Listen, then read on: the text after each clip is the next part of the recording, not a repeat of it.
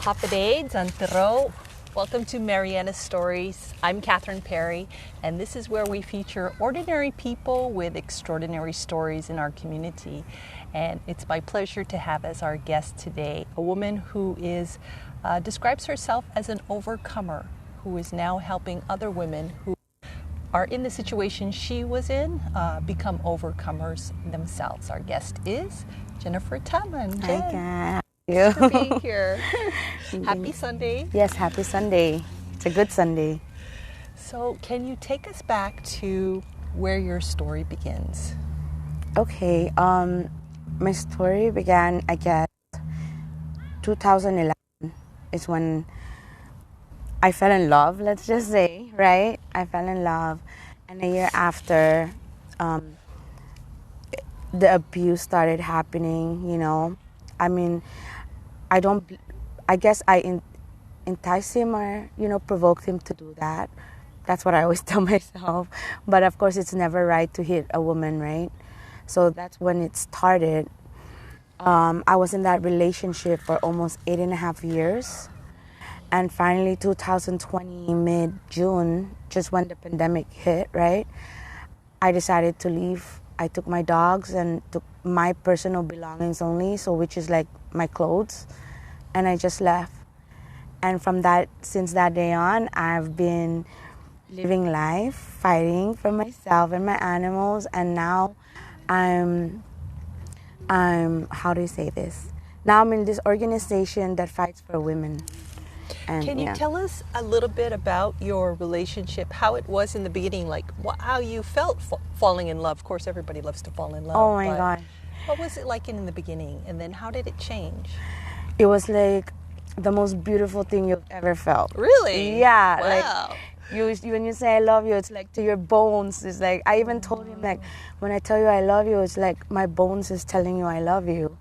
Like, this was my first love, and like, wow. Like, I was still young back then, naive, I guess, and like when you're feeling that kind of emotion, that you've never felt in a while, like there's no logical explanation why you're feeling that way. Mm-hmm. You kind of intend to give everything, and you kind of intend to let go of everything negative, or mm-hmm.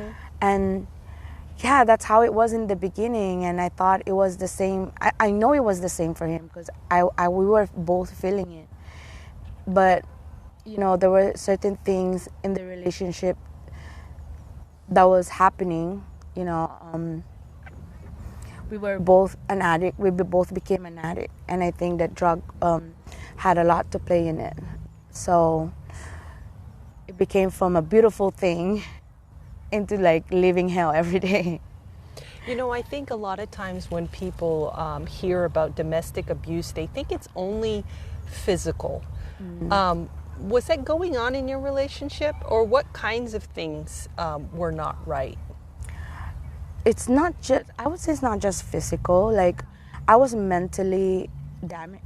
I don't want to say damaged, but, I was there's like psychological abuses there too, and emotional, because this person that I was like, when you're with your partner, right, and you give out your everything, they know your weakness, they know your strength. Which buttons to push, yeah, what will hurt you most. Yeah. Really? Yeah. So, and like, it was always like to attack. I think his way of attack to me is emotional as well. So he knows how to really bring me down. And it took me about like, I don't know, I guess, I'm still doing it, every day I'm still trying to tell myself I'm beautiful. But, it took a lot for me to just, I'm going to cry, sorry. No, it's okay. You don't have to be sorry. It took a lot to look in the mirror and say, you're okay, know who you are, know your worth. You're a beautiful creature, Do you think you're beautiful? Yes. You are? Yes. Inside and out. Yeah, thank you. Well, I can only say that knowing her a couple months, but I would definitely say that. Yeah. What is so beautiful about your story, and thank you for being willing to share something that a lot of women in our, not just women, but men also in our community are going through. Really brave. Oh, thank you. Yeah. And really valuable for having the courage to and the heart to share this. But the really awesome thing, I think, is not just that you yourself are an overcomer, as you said, but now you are taking on some leadership roles to help other women. Can you tell us about that? Yeah, so I co-founded this organization called Women of Destiny. Now it's Women of Destiny and Men of Destiny. So what we do is like we're just actually, when it first started, it was just four ladies. We're just like, we're tired of this, we're tired of that, you know, and we're like, we should do something. Like, what are we gonna do? And we just all started talking, and like, you know, we shared the same vision together, like helping women out there. And so we decided that we're gonna help women that are survivors or overcomer or victims of domestic violence, sexual assault, human trafficking, and women in recovery, because we felt that those are the areas that, you know, those women out there need help, like, you know, and maybe this organization will be able to help them. What are some ways that Women of Destiny and men also of Destiny, because the men wanted something and needed something also. Right. What are some activities or programs that you do? Okay, so we go walks every other Saturday. That's also good for mental health. Yeah, it is, and physical, and friendship and catching up and every time we have meeting, we do round robin where we just talk about what we're grateful for. So we do walks. Last weekend we just had our first kids picnic, and it was fun. It was a blast. Like, I could tell the kids, they were just like, the laughter never stopped from the time we got there till we left. I mean, there was crying because it was time to go home. But other than that, everyone just had so much fun. And then we attend like other events like CGC's event or whatever, just to be out there. Mm-hmm.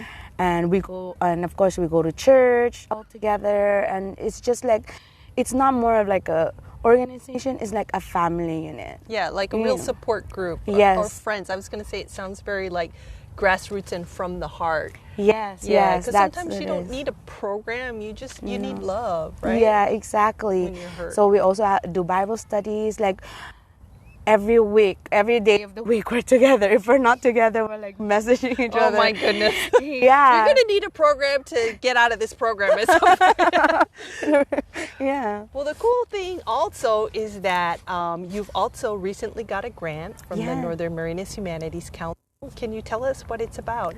The title of my grant is Domestic Violence and Cinema Culture. So I want to talk to women, just for women. Okay.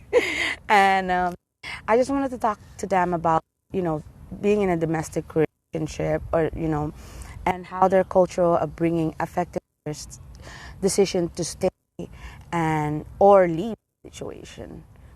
And, you know, I'll just, like, while talking to other girls, like, we're trying to find people to interview, you know, a lot of them did tell me, like, sometimes it's because the way I was taught. And I just think that if we speak the words on that, maybe the next generation, they'll be like, you know, think twice about being in an abusive relationship or something. Like, just give information so people can be more mindful and more aware. Right. You know, you said something earlier when we started chatting about something about felt maybe you enticed the other person to act the way they did. But I think it's important to clarify that a lot, it's not, like, nobody has the right to do that. No, nobody has the right. This was just a year ago. So there's still a lot of stuff that I need to learn and, like, process. Yeah, process.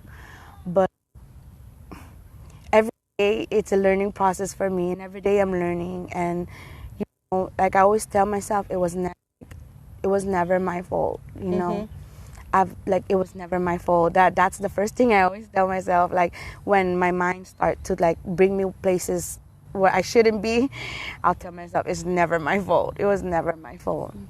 That's so true. Yeah. I'm really excited for your podcast. Yeah. And I think it's so awesome that women in our community are willing to also share. And actually, Jen and I are doing a collab, Yep. if you could call it that. I will be interviewing her on her story for the podcast. So if you would like to hear more about her story, you can keep an eye out for that podcast coming up in the next couple months. And I'm sure she'd love to refer anybody who's interested to Women of Destiny. Yeah. What would you say to people out there who may be in the situation that you were in? If they're in my situation, just ask for help. If you're confused, if you are in a domestic relationship, if you think that this is what love is, if he's hitting you or slamming your head to the wall, it's not love. Yeah. It's not. No matter how ego or jealous it is, it's not. No, like you shouldn't be hit by anybody. Just look it up. Like, I didn't really, I knew I was in a bad situation, but to accept it, it took me a while. To like, my love is hurting, like, is doing this to me. Like the person who's supposed to love you most in the world is the person who's hurting you the most. Yes, it took me a while. But just love yourself, and like, if you need help, reach out. You can call me. My number is available. Like, Yeah, how do people get in touch with Women of Destiny or you? Okay, so we do have a vice president who's also like our caseworker, so people get a hold of her. But they can also call any one of us if they want, and they can call me. I can give my number. It's up to you. I mean, you might get a lot of calls. Or do you have a Facebook page? Do have we don't have a Facebook page yet for Women of Destiny. Okay. But you guys can call my number. It's 588-2330. And if you just need someone to talk to for an hour, call me and I'll talk to you for an hour. Oh my goodness. If someone to hold your hand, like, I'll be there to hold your hand, because that's the thing I didn't have. Yeah. 'Cause, like, I wasn't sure who to talk to, because, as the relation goes deeper, I was becoming isolated. And isolation is part of the routine of being in an abusive relationship. It's because they don't want you to reach out to other people. I think that's an important thing to point out, is that domestic violence is all about power, and it's a cycle. So it'll be like the honeymoon phase. Everything's really sweet, and then it'll start to get stressful, or the tension will build, and then there'll be an incident, and then it'll be the honeymoon. And so if you're experiencing, or even like as Jen said, they're trying to separate you from people who love you, or it can also be financial control, controlling all the money, things like that. These could be signs of an unhealthy relationship, and some relationships can be helped if people are willing to make the necessary changes, but sometimes you just need to do what's right for you. Exactly, and just know that you will never be alone. As long as Women of Destiny, Men of Destiny is on Saipan, you will never be alone. Jen, I really want to thank you for sharing today. I look forward to being with you on your podcast. Yes. Anything else you want to say before we go? Can I just thank my... You can thank anybody. You're doing a lot, girl. Actually, I just want to give credit to my mom and dad. Aww. Yeah, because, I'm in a place in my life now where I'm really happy. It shows in your face. Oh, really? Yes. Yeah, and I just want to thank them for it, because, they've never gave up on me. They'd always tell me, how they raised me to make sure I love myself. Yes, there was a certain time in my life I'm like, wait a minute, do I love myself? But the love of my parents is just, it's so strong, and I'm like, okay, I love myself, you know. And like I just like want to thank them for like sharing the word of God with me, because and exposing me to that world, because if it weren't for them, I wouldn't have this faith and I wouldn't be this happy, you know. So I just thank my dad, of course my dogs. Thank you for being such a awesome supporter of me. My dogs are my emotional animals. You know, you always talk about your dogs when we meet. I gotta meet your dogs. Yes, you have to. They're just two different personalities, but they work. Okay. Yeah. Well, the name of your podcast is Cinema Speaks Out. When do you think people can expect the first podcast? About October. Okay. Yeah. So not far away. Thank you so much, Jen. Thank you. We've been chatting today with Jennifer Taman, her story about being an overcomer and now being an advocate in helping other women and men also overcome themselves. Reach out to her if you need help. This has been, thanks Jen. You're welcome. This has been Marianas Stories. I'm Catherine Perry.